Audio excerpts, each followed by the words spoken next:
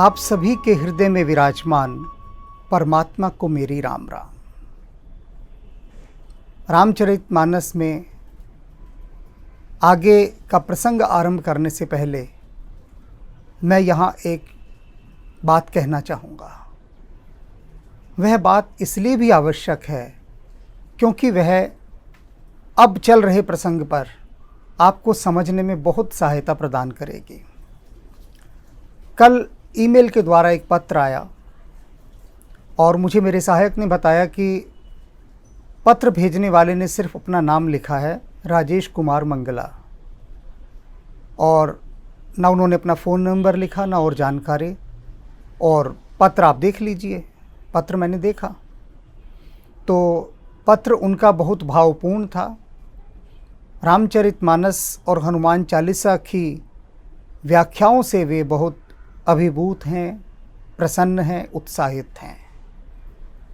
पत्र में बहुत कुछ उन्होंने अपने मन के भाव लिखे, लेकिन जो मूल बात है, जो अब इस प्रसंग से जुड़ने वाली है, वह मैं बताने जा रहा हूँ। उन्होंने कहा कि आपकी व्याख्याओं में जो आप अपने जीवन से या दैनिक जीवन से या सामाजिक परिवेश से जो हमें उदाहरण देते हैं और फिर उन उदाहरणों को जोड़कर इन रामचरितमानस की पंक्तियों तक ले जाते हैं, तो फिर हमें वो व्याख्याएं सुस्पष्ट हो जाती हैं। फिर जैसे प्रत्येक द्वार झरोखा सब खुल जाता है। यह स्वाभाविक है और यह कला मैंने संस्कृत से सीखी है। कबीर दास, रहीम दास जैसे महान गुणीजनों से सीखी है। इन सभी ने अपनी प्रत्येक बात को, प्रत्येक सूत्र को, जो गहरे सूत्र थे, उनके समानांतर एक उदाहरण भी दिया दैनिक जीवन से, जिससे हम उसे समझ सकें। अन्यथा सूत्र कैसे समझेंगे? अब संस्कृत से मैं आपको एक उदाहरण देता हूँ। एक बहुत प्रसिद्ध संस्कृत का श्लोक लेता हूँ, इसलिए कि सभी समझ सकेंगे। लगभग सभी ने इस श्लोक को सुना होगा, जिन्होंने भी संस्कृत थोड़ी बहुत पढ़ी है। उद्यमेन ही सिद्ध्यन्ति कार्याणि न मनोरथे, न ही सुपतस्य सिंहस्य प्रवशन्ति मुखे मृगाः। अब जो इसमें सूत्र है वो पहला है। सूत्र कहता है उद्यमेन ही सिद्ध्यन्ते कार्याणि न मनोरथे, कि जो आपके कार्य हैं वो आपके सोचने से सिद्ध नहीं होंगे कि आपने कोई भी बात सोची और आपका काम सिद्ध हो गया। उसको सिद्ध करने के लिए आपको उद्यम करना पड़ेगा, पुरुषार्थ करना पड़ेगा, मेहनत करनी पड़ेगी। ये हो गया सूत्र।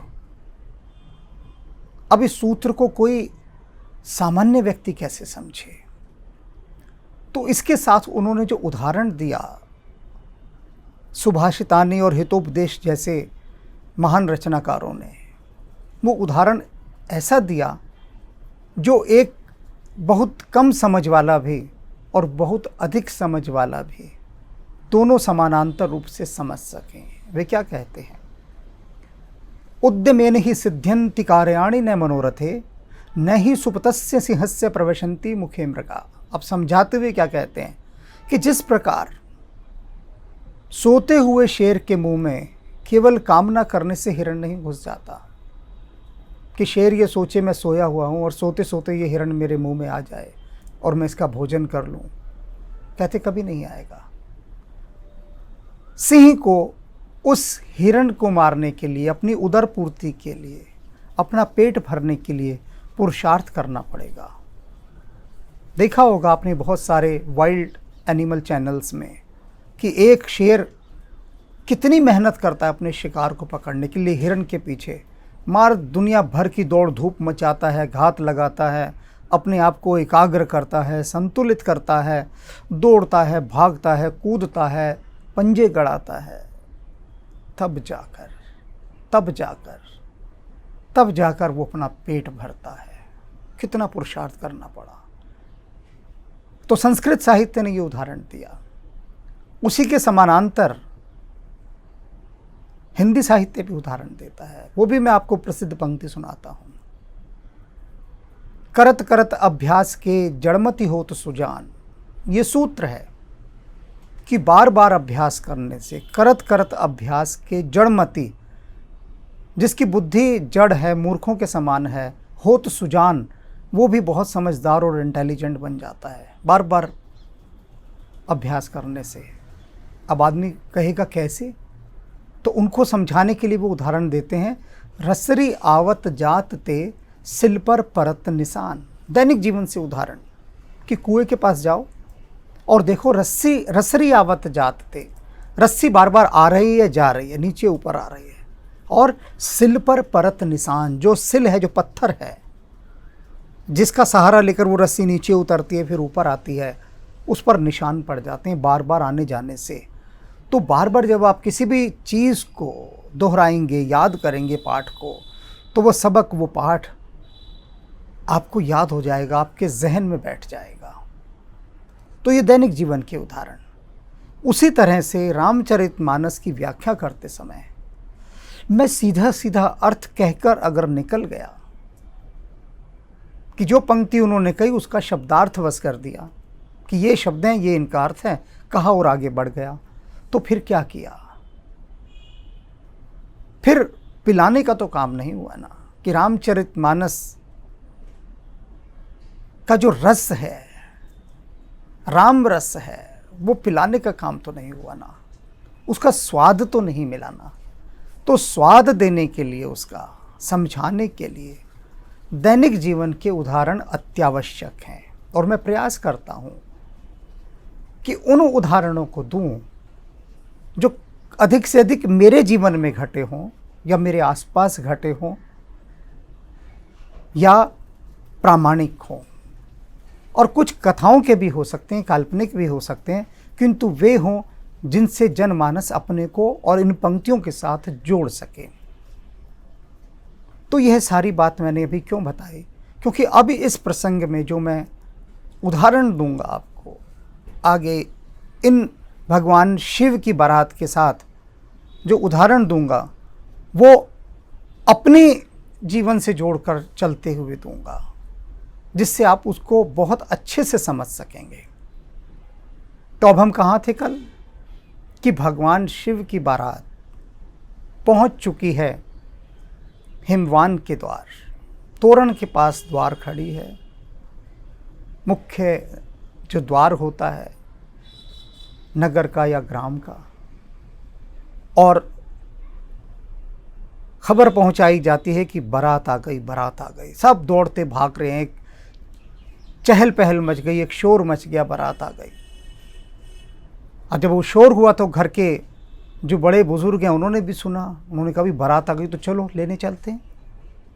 तो अब वो बारात की अगवानी करने, जिसको जहाँ कहते हैं मिलनी, पहले बाहर हुआ करते थे, गांव के बाहर एकदम, जहाँ स्वागत करते थे, लेने जाते थे ससम्मान बारात को। तो वहाँ पर अब पार्वती के पिता और उनके घर के जितने भी कुल वृद्ध हैं, समझदार लोग हैं, सयाने बुजुर्ग, वो सब जा रहे हैं। हिये हर्षे सुरसेन निहारे, वो वहाँ पहुँच गए द्वार पर, हिये हर्षे, और उन सब का हृदय बहुत प्रसन्न हो गया बारात को देखकर। जब उन्होंने निहारा बारात को, क्या देखा कि देवता अपने पूरे समाज के साथ इस बारात में आए हैं। बहुत प्रसन्न हो गए वो तो, कि अरे देवता आए हैं भगवान शिव की बारात में। परम सुख की प्राप्ति हुई हिमवान और उसके पक्ष के सभी लोगों को, अपार प्रसन्नता।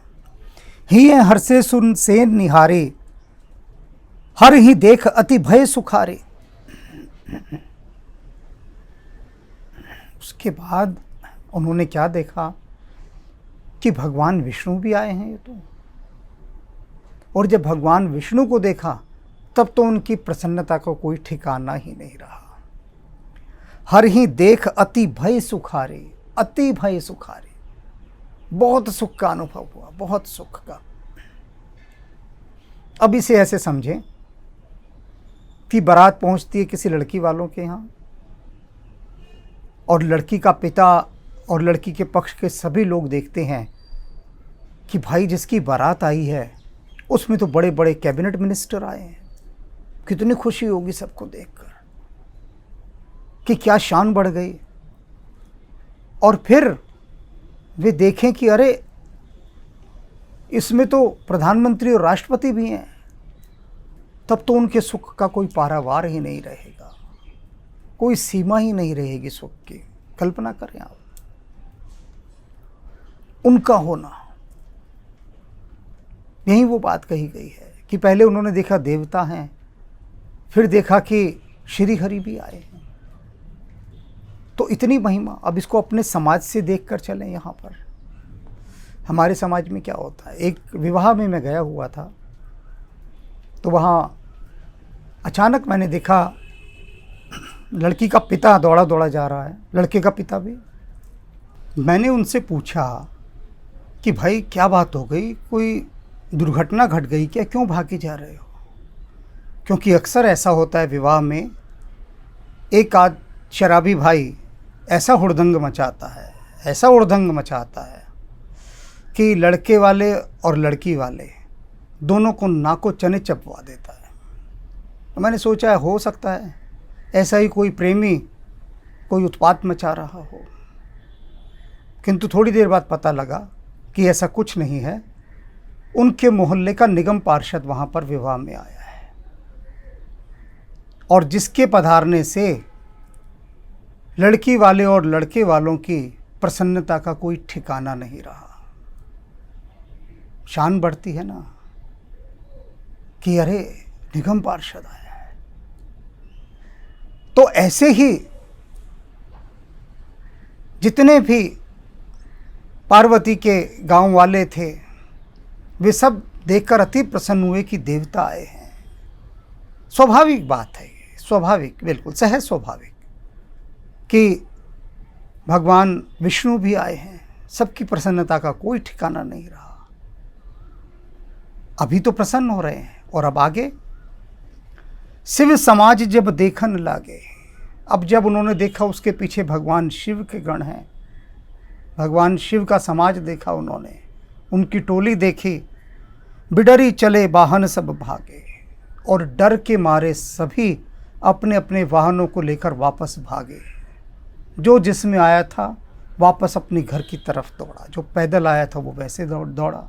सब डर के मारे भागने लगे। देखकर धर धीरज तह रहे सयाने। और उस समय धीरज धारण करके कुछ सयाने, कुछ बुजुर्ग, अब पार्वती के पिता हिमवान तो नहीं भाग सकते थे ना डर के, या वे लोग जो मिलने के लिए आए थे, अगवानी करने आए थे, वे ही डर कर भाग जाते तो बारात तो वापस चली जाती। तो डर तो वो भी गए, बुरी तरह से डर गए, लेकिन फिर भी धैर्य धारण किया, किसी तरह से संभाला अपने आप को और उसके बाद रोका अपने आप को वहाँ पर। बालक सबले जीव पराने। और जितने बच्चे थे वे अपने अपने प्राणों को बचाते हुए भागे, जो भी युवा थे, लड़के थे। अब इसी से अनुमान लगा लीजिए कि शिव के वे गण कैसे रहे होंगे कि जिनको देखकर बच्चे और युवा भी डर के मारे भाग गए। डर के मारे गए भवन पूछे पित माता, कहीं बचन भय कंपित गाता।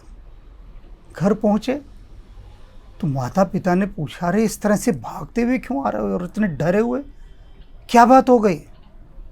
तो वो सब बच्चे भय से कांप रहे थे और कांपते हुए भय से मारे डर के अपने माता पिता से क्या बोलते हैं, क्या कहते हैं, कहीं कहा कह जाई न बाता। कि आप पूछ रहे हैं कि बताइए क्यों डरे हुए, हम क्या बताएं। बात ही ऐसी है कि कहीं नहीं जा सकते, कहते नहीं बनते, हमारे मुंह से बाहर ही नहीं आ पा रही है। हम इतने डरे हुए हैं, कैसे समझाएं, कैसे बताएं आपको। जमकर धार किधो बरी आता। कहते हैं ये बारात है जो आई है, हम जिस बारात को देखने गए थे, ये तो यमराज की सेना है साक्षात, और हम यमराज की सेना को देखकर मारे डर के, भय के, कांपते हुए यहाँ दौड़ते आए हैं। बोरू बोराहा बसें असवारा। और कहते हैं वो जो बैल पर सवार होकर दूल्हा आया है ना, वो तो निरा पागल है। भगवान शिव के लिए वो कह रहे हैं। भगवान शिव क्षमा करें मुझे, ये मैं नहीं कह रहा, न तुलसीदास जी कह रहे हैं, केवल जहाँ बारात गई है वहाँ के बारातियों के बच्चे ये कह रहे हैं, तो हम क्षमा मांग रहे हैं। कभी भी किसी महापुरुष के संबंध में भूल चूक से, जानबूझकर तो खैर बहुत कम लोग कहते हैं, लेकिन भूल चूक से भी यदि कुछ ऐसी बात कह दी जाए जो कहने योग्य ना हो, तो हाथ जोड़कर परमात्मा से क्षमा मांग लेनी चाहिए मन ही मन, कि हमसे ये भूल से निकल गया।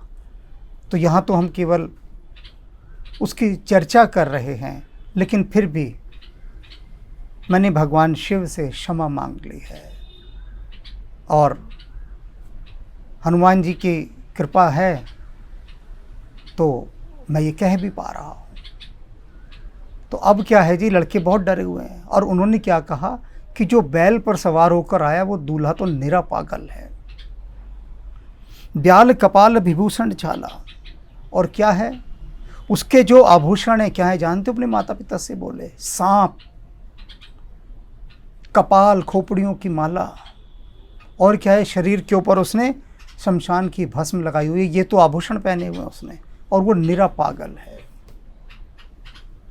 अब यहां हम निरा पागल को रेखांकित कर रहे हैं कि भगवान शिव के रूप को देखकर वो बच्चे, वो युवा कह रहे हैं निरा पागल है ये। अब यहां से बात को समझें। कक्षा 10वीं से मुझे अध्यात्म की प्यास जग गई थी,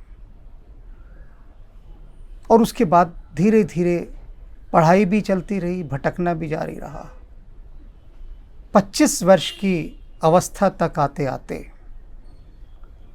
कुछ कुछ महायोगियों के, रहस्यमयी ज्ञानियों के, कुछ सूफी फ़कीरों के, उन सब के आशीर्वाद से मुझे कुछ उस पार जगत की कुछ सुगंध आने लगी थी, और उस सुगंध की मस्ती में, उसकी खुमारी में मैं मस्त रहता था, अपने में मस्त। पीवत राम रस लगी खुमारी, तो वो खुमारी उसी के एक नशे में रहता था। बाल बड़े बड़े थे, दाढ़ी तब यहाँ तक थी, अब तो फिर भी इधर है, तब यहाँ थी, बाल और भी बड़े थे। तो लोग मुझे पागल कहा करते थे कि बावला है तो पागल है। फिर विवाह की बात चली तो सभी ने कहा कि इस पागल को कौन अपनी लड़की देगा। वैसे भगवान शिव के लिए भी कहा जाता था कि कौन ब्याहेगा इस पागल से अपनी लड़की। तो खैर किसी को तो भाना था ना। तो एक चित्रकार को मेरा यही पागलपन, मेरी यही दीवानगी भा गई, और उससे विवाह निश्चित हो गया। तो घर के, परिवार के, रिश्तेदार, जो निकट के लोग होते हैं, उसके बाद शुरू हुआ सबके नाराज़गी का दौर कि ये इस तरह से बड़ी हुई दाढ़ी में और बड़े हुए बालों में हम तो तेरी बारात में नहीं जाएंगे, दुनिया क्या कहेगी, पागल है ये दूल्हा।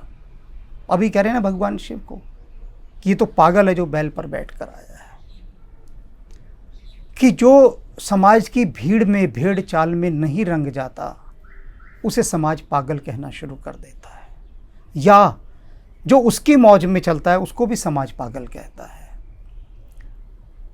तो अब सब जुट गए कि हम नहीं जाएंगे तेरी शादी में जब तक तू क्लीन शेव नहीं होगा और बाल वाल बनवा के इंसान नहीं बन जाएगा।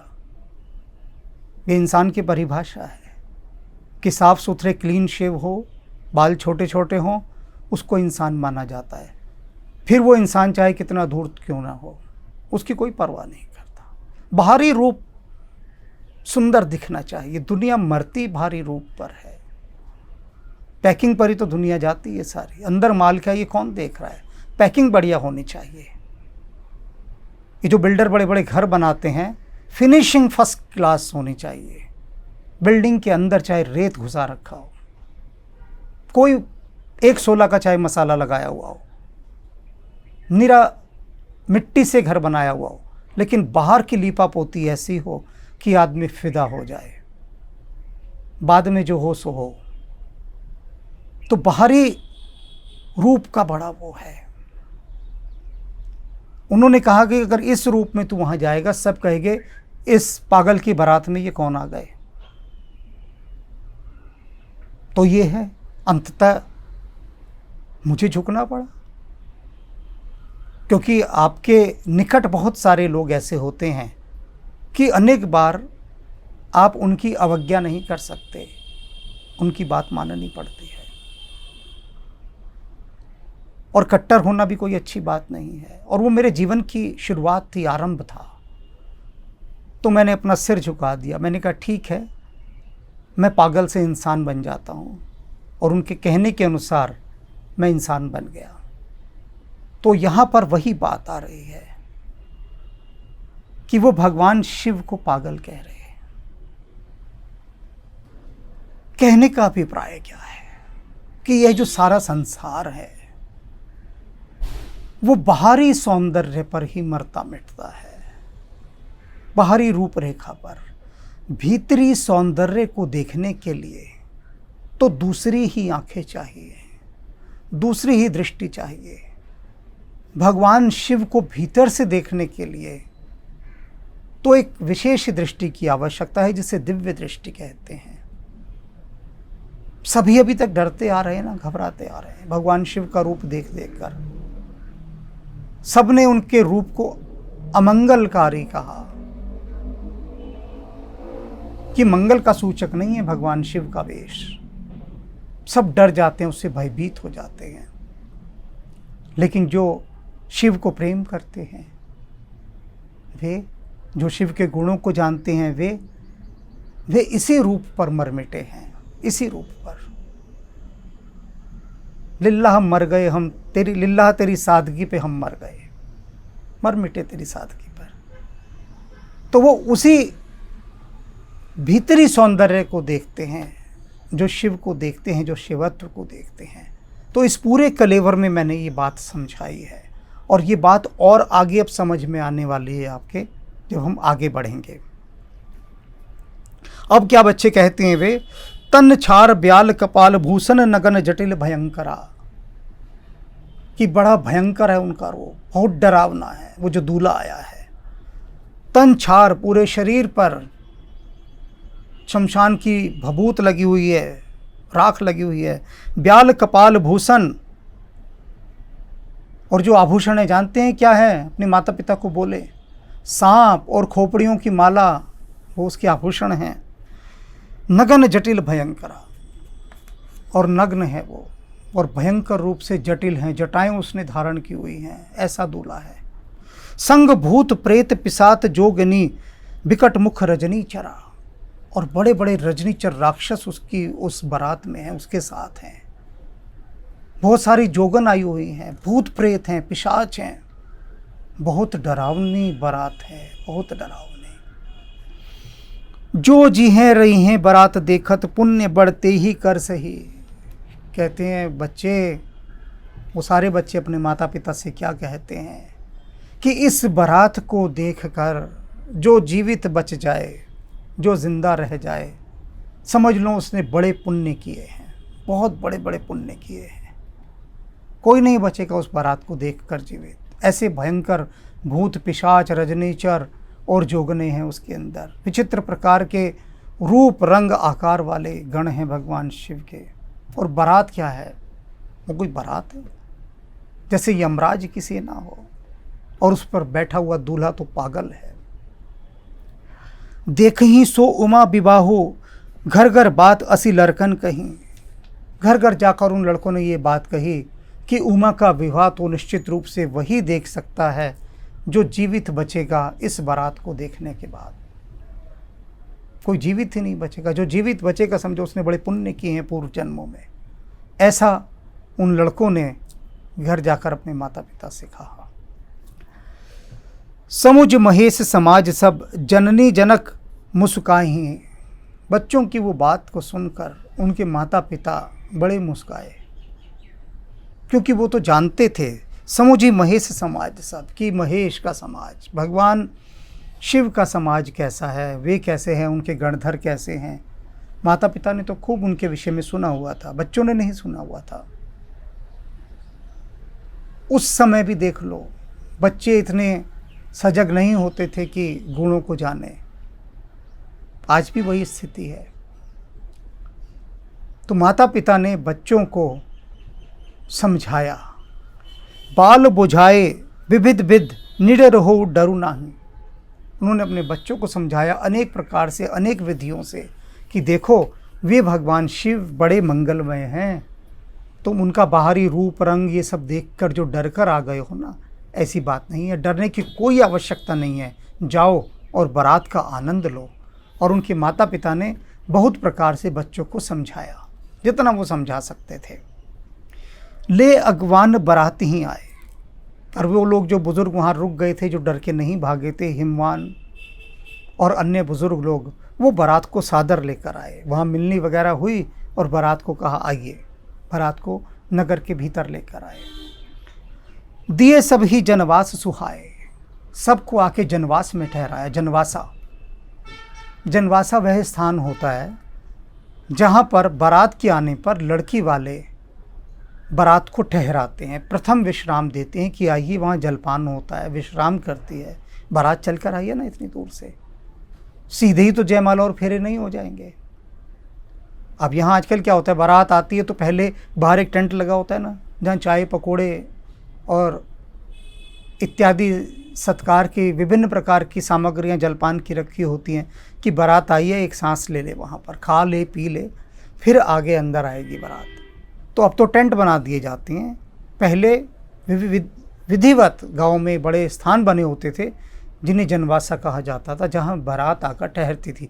इतना बड़ा गांव, शहर, हर समय किसी न किसी का विवाह तो हो ही रहा है ना, तो उसके लिए जनवासे बनाए जाते थे। तो जनवासा में बारात को ठहराया गया।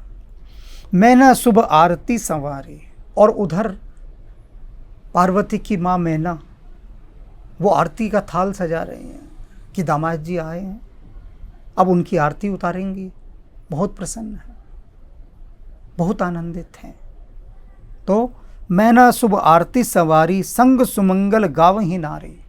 और उनके संग जो अन्य नारियां थी जो आई थी बारात में नहीं, लड़की वालों के यहाँ, मैना के पक्ष से जो स्त्रियां थी, वो सब मैना के साथ होली मंगलमय गीत गाते हुए चली भगवान शिव की आरती उतारने। वे सभी स्त्रियां लड़की पक्ष की। कंचर था सोहबर पानी, सोने का थाल मैना के हाथ में बहुत सुशोभित हो रहा था। सोने के थाल में ले जाकर वो आरती उतारेंगे दामाद जी की, दूल्हे राजा की, भगवान शिव की। परिछन चली हर ही हर छानी, और भगवान शिव की तरफ अपनी सहेलियों सखियों के साथ चली उनका स्वागत सत्कार करने, आरती उतारने। विकट बेस रुद्र ही जब देखा, और जब देखा ये दूल्हा है, उनका बड़ा विकट, ये भयानक रूप देखा मैना ने और उनके साथ आई अन्य स्त्रियों ने, तो क्या हुआ, अबलहूँ उर्भय भय हूँ विशेषा। उन सारी अबलाओं के हृदय कांप उठे, बहुत भयंकर और विशेष भय उत्पन्न हुआ, डर के मारे कांपने लगी। मैना भी डर गई देखकर कि ये दूल्हा है, ऐसा दूल्हा है मेरी पार्वती का। तो वो सारे भाव जो अब से पहले लड़के कह रहे थे कि बड़ा भयानक, पगलाया हुआ, पागल दूल्हा है, देखकर डर गई। भागी भवन पैठी अति त्रासा, सब भागी, सारी स्त्रियां डर के मारे, वो थाल वाल सब छूट गए और भवन में जाकर बैठ गई डर के मारे, सब कांपने लगी। अब जब वो सब भाग गईं तो भगवान शिव वहाँ खड़े हुए क्या करते, गए महेश जहाँ जनवासा, और भगवान शिव वापस वहीं लौट गए जहाँ जनवासा था, जहाँ अन्य सब बारातियों के ठहरने की व्यवस्था की गई थी। जिनके साथ आए थे उनके साथ वहीं लौट गए, उस जनवासे में जाकर बैठ गए। मैना हृदय भय हूँ दुख भारी, और मैना का तो हृदय दुख से फटा जा रहा था कि ये दामाद है। भयंकर दुख से उनका हृदय फटा जा रहा था। मैना हृदय भय हूँ दुख भारी, लीहनी बोली गिरीश कुमारी। और उन्होंने मैना ने क्या कहा, अपनी दासियों से कहा कि जाओ और पार्वती को अभी बुला कर लाओ, बिल्कुल तुरंत बुला कर लाओ पार्वती को। पार्वती ने तो भी देखा ही नहीं अपना दूल्हा, मैं तो देखा ही हूँ, तत्काल उसे बुला कर लाओ। पार्वती आई, अधिक स्नेह गोद बैठा रे। मैना ने बड़े प्रेम के साथ पार्वती को अपनी गोद में बिठाया। ये तो दुल्हन बनी हुई है इस समय, और मैना अपनी सहेलियों के साथ मारे डर के भाग के वापस आ गई है। अधिक स्नेह गोद बैठारी, श्याम सरोज नयन भरे भारी। और उनकी आंखें आंसुओं से भर उठी मैना की। श्याम सरोज, उनके जो नीले नयन थे, यहाँ श्याम का अर्थ नीला लिया जाएगा। जो डार्क ब्लू होता है ना, गहरा नीला, वो भी काला हो जाता है, लेकिन यहाँ पर नीला शब्द का शेड है। तो उनकी जो नीली आंखें हैं मैना की, वो आंसुओं से भर गई। प्यार से पार्वती की ओर देखने लगी, अपनी बेटी पर बहुत प्यार आने लगा। और क्या बोली, जेह बिद तुम ही रूप अस दीना, ते ही जड़ बरु बावरू कस दीना। कहते कि ये विधाता जो है कितना मूर्ख है। अब वो विधाता को कह रही है बड़ा मूर्ख है कि मेरी बेटी को इतना सुंदर रूप दिया, इतना सुंदर रूप, और जो उसके लिए वर दिया, जो पति दिया, वो कैसा दिया, ते ही जड़ बरु बावरू कस दीना। और दूल्हे को कैसा बावला बनाया है और कैसा रूप दिया है। एक पागल दूल्हा इसके हिस्से में बद दिया उस विधाता ने, लिख दिया। उसे बुद्धि नहीं आई परमात्मा को, उस विधाता को, ब्रह्मा जी को, कि मैं इतनी सुंदर रूपवान पार्वती के लिए भला किसको दूल्हे के रूप में लिख रहा हूं। विधि को लेख लिखते समय कुछ तो सोचना चाहिए, इतनी बुद्धि भी नहीं है। क्योंकि सामान्य लोग क्या करते हैं कि बराबर की भाई कद काठी हो लड़के लड़की की, रूप रंग भी बराबर का दिखता हो, शरीर भी बराबर का हो, सब कुछ नाप तोल हिसाब किताब जुगाड़ बिठा के तब लड़का लड़की का चयन किया जाता है। सारा नाप तोल कर लिया जाता है सब कुछ। और कहते हैं यहाँ क्या स्थिति है, कस कीहनी बरू बोराए बिद, तेही तुम ही सुंदरता दही। कहते कि अगर ऐसा ही वर देना था विधाता ने तुम्हें, तो ये सुंदरता देने की आवश्यकता क्या थी। इतना सौंदर्य जो पार्वती को दिया, और दूल्हा कैसा दे दिया, पगलाया हुआ, रूप कुछ नहीं उसका, अमंगलकारी वेश है उसका, ऐसा दूल्हा दे दिया। जो फल चहिसी सुरत हिसो, बरसप बबूरी लगाई। कहते हैं कि वो क्या करना चाहता है विधाता, कि जो कल्प वृक्ष में फल लगना चाहिए था, पार्वती को फल कहा है कि इतना सुंदर फल है, ये सुंदर फल तो कल्प वृक्ष पे लगना चाहिए था, लेकिन वो इस फल को बबूल में लगाना चाहता है। कांटेदार पेड़ बबूल, भगवान शिव को यहाँ बबूल का पेड़ कह दिया।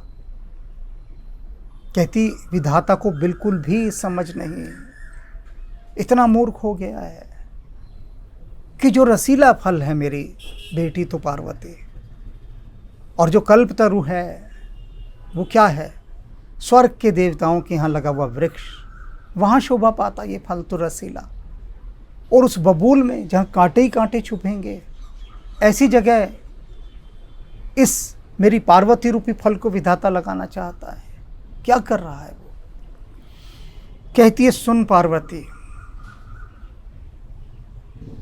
मैना कह रही है, क्रोध में भर गई है, तुम ही सहित गिरते गिरो, मैं तुझे लेकर पहाड़ से नीचे कूद जाऊंगी।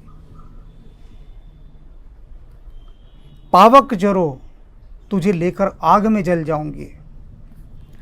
जल निधि महु परो, मैं सागर में कूद के डूब के जान दे दूंगी तेरे साथ। धरु जाओ उपजसु हो जग, चाहे संसार में मेरी कितनी बुराई हो, कितनी निंदा हो, कुछ भी हो जाए, लेकिन जीवत विवाहु ना हो करो। लेकिन अपने जिंदा रहते, अपने जीवित रहते मैं इस पागल दूल्हे के साथ तेरा विवाह नहीं करूंगी। देख रहे हैं आप, सोच रहे हैं आप, कुछ समझ रहे हैं आप, कैसे मरती है दुनिया रूप के ऊपर।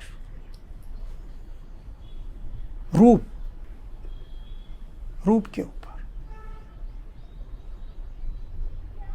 एक युवती ने मुझसे कहा कि जिससे मेरी शादी होने जा रही है, उसने मुझसे कहा, जानती हो मैं तुमसे इतना प्यार क्यों करता हूँ? क्योंकि तुम इतनी सुंदर हो, इतनी सुंदर हो। तुम्हारी सुंदरता में मैं खिंचा रहता हूँ, हर समय बस तुम्हारे जादू में बंधा रहता हूँ। तुम हूर की परी हो, तुम स्वर्ग की अप्सरा हो, तुम इतनी सुंदर हो। वह बोली, वह मुझे बहुत प्यार करता है। मैंने उससे कहा कि उससे पूछ ना जाकर एक बार कि जब तुम सुंदर नहीं रह जाओगी तो भी क्या वो प्यार करेगा? क्योंकि अभी तो उसकी सुंदरता के सारे मापदंड यहीं पर हैं कि वो तुम्हारे रूप के कारण उसने एक भी बार तुम्हारे किसी गुण की प्रशंसा की? क्या उसने ये कहा कि तुम्हारे अंदर इतने दिव्य गुण हैं या अच्छे गुण हैं और उन गुणों के कारण मैं तुमसे बहुत प्रेम करता हूँ? वह बोली, नहीं, गुणों की तो उसने कोई बात नहीं की। तो मैंने कहा, सब कुछ आउटर आउटर है, सब कुछ बाहरी है। तो जिस दिन तुम सुंदर नहीं रह जाओगे, जिस दिन तुम्हारी इस सुंदरता में कोई भी जरा सी भी कमी आ गई, जैसे जैसे तुम्हारी सुंदरता में कमी आती जाएगी, वैसे वैसे जिससे तुम कह रही हो तुमसे बहुत प्रेम करता है, उसी अनुपात में वो तुमसे कम प्रेम करने लगेगा और एक दिन ऐसा आएगा तुमसे मुंह फेर लेगा। तो जो केवल शरीर से प्रेम करते हैं, जो बाहरी सौंदर्य से प्रेम करते हैं, उनका दृष्टिकोण ऐसा ही होता है जैसे पार्वती की मां का इस समय है।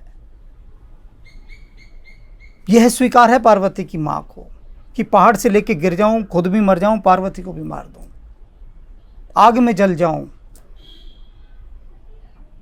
ये भी स्वीकार है। सागर में डूब के मर जाऊं, ये भी स्वीकार है। और जिद करके अड़ जाऊं और विवाह ही ना होने दूं, चाहे संसार में कितनी बुराई हो, ये भी स्वीकार है। लेकिन भगवान शिव के साथ विवाह नहीं करना, यह स्वीकार नहीं।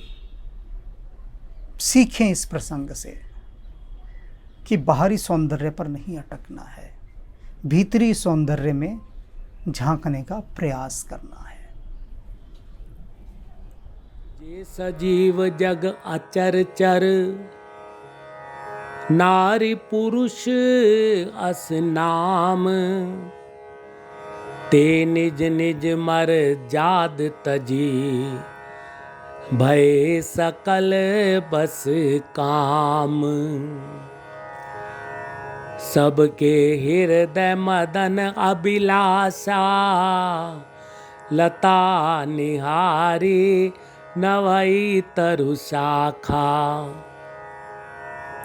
नदी उमगी अनबुद्धि कहूँ दाई, संगम करहि तालाब तलाई। जह असी दशा जरन कै बरनी, को कही सकई सचेतन करनी।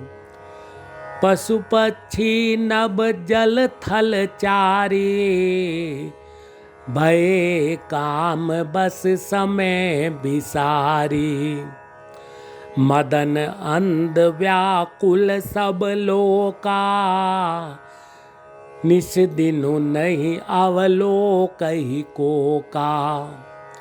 देव दनुज नर किन्नर व्याला, प्रेत पिशाच भूत बेताला। इनके दशा न कयौ बखानी, सदा काम के चेरे जाने। सिद्ध विरक्त महामुनि जोगी, ते पी काम बस भय वियोगी।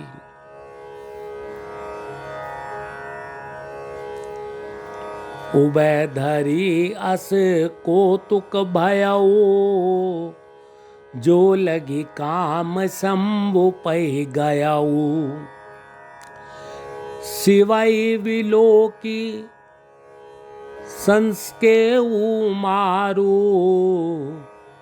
भयो जथाथिति सब संसारू। भय तुरत सब जीव सुखारे, जिमि मद उतरे गए मतवारे। हृदय देखी मदन भय माना, दुरादरस दुर्गम भगवाना।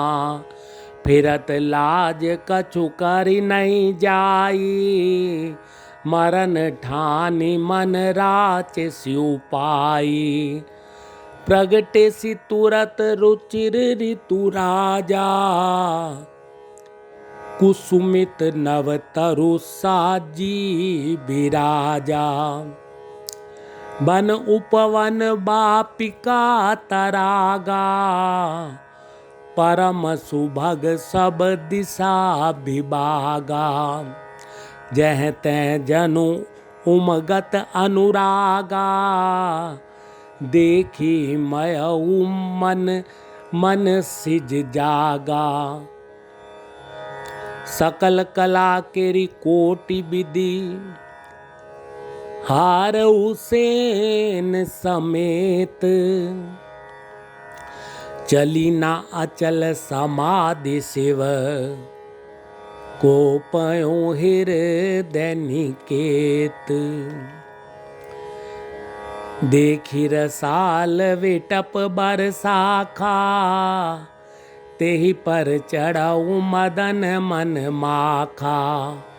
सुमन चाप निज सर संधाने, अति रिसता की श्रवण लगी ताने। छाड़े विषम बिसिख उर लागे, छूटी समाधि शंभु तब जागे। भयो ईस मन क्षोभु विशेषी, नयन उगारी सकल दिशि देखी। सौरभ पल्लव मदन विवेका, भयो कोप कंपे त्रैलोका। तब शिवती सर नयन उगारा, चितवत काम भयो जरि छारा। हाहाकार भयो जग भारी, डर पे सुर भय असुर सुखारी। समुझ काम सुख सोचई भोगी, भय अटंटक साधक जोगी। जोगी कंटक भय पति गति, सुनत रति मूर्छित भई। रोदति बदती बहु भांति, करुणा करति शंकर पाहि गई। अति प्रेम करि बिनती, विविध विधि जोरी कर सन्मुख रही। प्रभु आशुतोष कृपाल शिव, अबला निरखी बोले सही। अब ते रति तब नाथ कर, होई नाम अनंग। बिनु वपु व्यापी ही सब ही पुनि, सुन निज मिलन प्रसंग। जब जदु वंश कृष्ण अवतारा, होई हरण महामही भारा। कृष्ण तनय होई पति तोरा, वचन अन्यथा होई ना मोरा। रति गवनी सुनि शंकर बानी, कथा अपर अब कयऊ बखानी।